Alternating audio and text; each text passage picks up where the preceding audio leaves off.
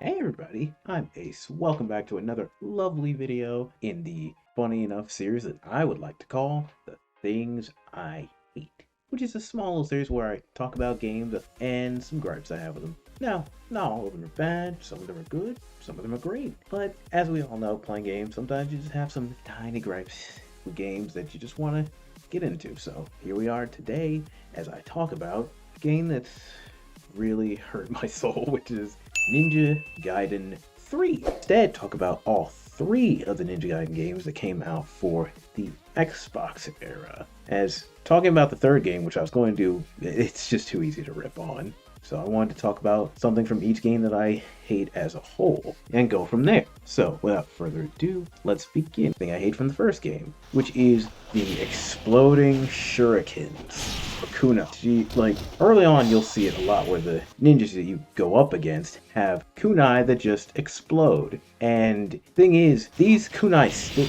to you. So if you get hit, you're just out of luck until it explodes. And they do severe damage. Like, a few of these exploding kunais could kill you, and you're just left with no real defense at that point. It's like, well, you're just going to either be spamming healing items to heal yourself just to get blown up again. Now, they're not impossible to dodge. No. They're just very annoying to deal with, and I hate it. So, seeing how much they show up in the game is a real aggravation to where I'm just like, yes, I have to die and restart this section all over again.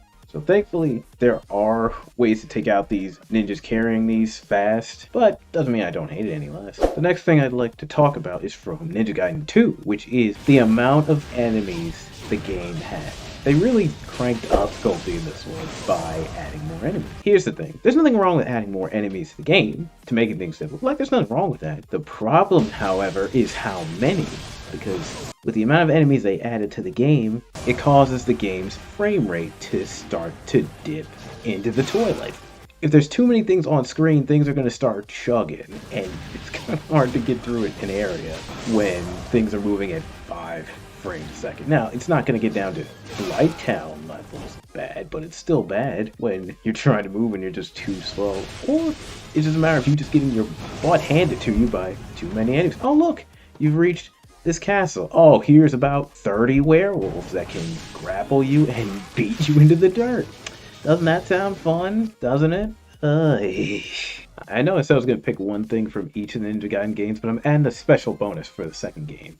It's a certain battle. See, after your second encounter with Mirai, something very aggravating comes up. See, after the battle on the airship, you immediately get thrown into a cutscene and then straight into another boss battle against the nuclear armadillo, which the fight isn't too tough, honestly. It's what happens after the boss's health goes down to 0 that's the problem. You see, once you kill the boss, it self-destructs, and if you don't block, the game automatically kills you. There's no running away from this attack. There's no healing through the attack. It's just an instant death. And I hate this because there's no save point between any of this, which means if you die, you have to start the entire last chapter all over again and fight Mirai again. And I just think it's so dumb because if you didn't have this knowledge beforehand, how would you have possibly known that you need to block from this attack? It's just a giant middle finger to the player at this point because it's just like, oh, you want to see something funny? Start the last chapter over. Bunch of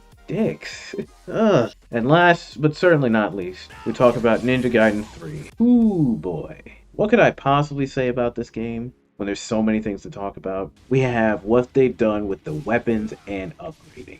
You see, in this game, you don't have a whole lot of weapons to choose from as you did with Ninja Gaiden 1 and 2. See, in this game, you have your sword, you have your scythe, and the claws. All the other types of weapons you have, they're just not in this game. Now, sure, you get these other types of weapons in the Razor's Edge edition, but the fact that you have to buy the whole upgraded version just to get it already isn't what it is. Oh, also, because there's no currency, technically, there's also no item shop to buy healing items or anything like that, which means you're going to have to only heal when the game wants you to heal, which can be a problem if you're in a tight spot.